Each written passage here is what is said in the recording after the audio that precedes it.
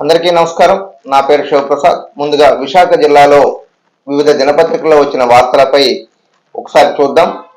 ఏ దినపత్రిక ఏ విధంగా వార్తలు రాశారు, అసలు ఓవరాల్గా 3 దినపత్రికల్లో వచ్చినటువంటి వార్తలను ఇప్పుడు ఒకసారి పరిశీలిద్దాం.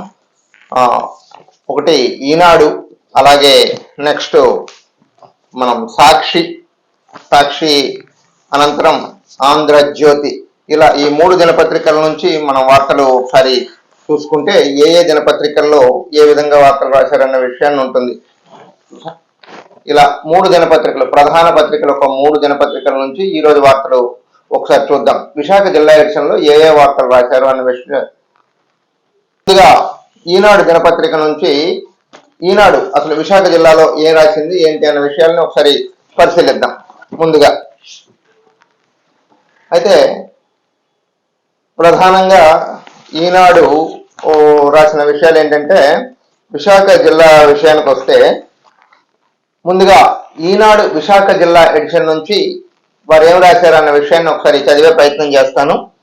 ఫలితాన్ని శాసించేలా అంటూ ఆశ్చర్యాన్ని వ్యక్తం చేస్తూ ఒక ఆర్టికల్ ఒకటి రాశారు.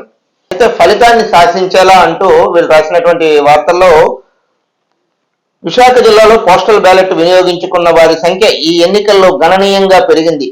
2019 ఎన్నికల్లో మొత్తం ఓటర్లు 0.3% మంది పోస్టల్ బ్యాలెట్ వినియోగిస్తే ఈ ఎన్నికల్లో 1.13 మంది పోస్టల్ ఓట్లు వినియోగించేశారు. అంటే ఇంతమంది పోస్టల్ బ్యాలెట్ వినియోగించుకోవడంతో అసలు ఓటు ఎవరికి వేశారు అన్న ఒక క్వశ్చన్ మార్కుతో ఒక ఆర్టికల్ రాశారు. అంటే ఎప్పుడూ లేని విధంగా గవర్నమెంట్ ఉద్యోగులు అధిక శాతంలో ఓట్లు వేయడంతో, అయితే వీళ్ళు ప్రభుత్వానికి వ్యతిరేకంగా వేశారా, ప్రభుత్వానికి అనుకూలంగా వేశారా అన్నది ఒక విశ్లేషణాత్మకమైనటువంటి కథనం ఈనాడు ప్రచురించింది. ఫలితాన్ని శాసించేలా.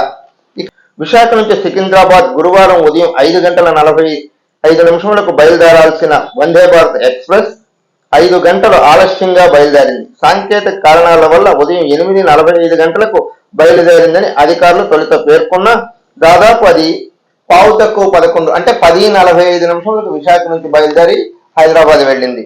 అంటే ప్రధానంగా ఈ ట్రైన్కి చాలా మంది ప్రయాణికులు ఉంటారు, ఎందుకంటే హైదరాబాద్ చాలా తక్కువ సమయంలో వెళ్ళిపోవచ్చు అనే ఉద్దేశంతో. అయితే ఉదయం 5:45 బయలుదేరితే అక్కడ 2:30 చేరుకుంటుంది.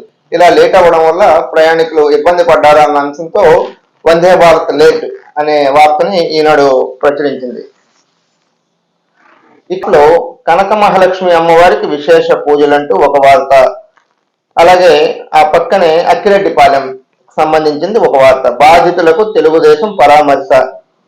దాడి ఘటనపై ఆరా తీస్తున్న విశాఖ పార్లమెంట్ తెలుగుదేశం పార్టీ అధ్యక్షులు గండి బాబ్జీ.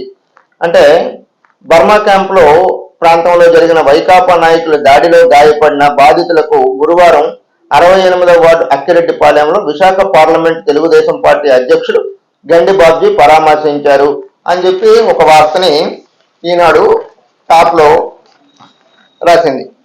విశాఖ ఉక్కును వెంటాడుతున్న కష్టాలు, ఫలించని చర్చలు, విధుల్లోకి కార్మికులు అంటూ మరో వార్తని ఈనాడు ప్రముఖంగా ప్రచురించింది. విశాఖ ఉక్కును వెంటాడుతున్న కష్టాలు పేరుతో ఒక ఆర్టికల్ వేసింది.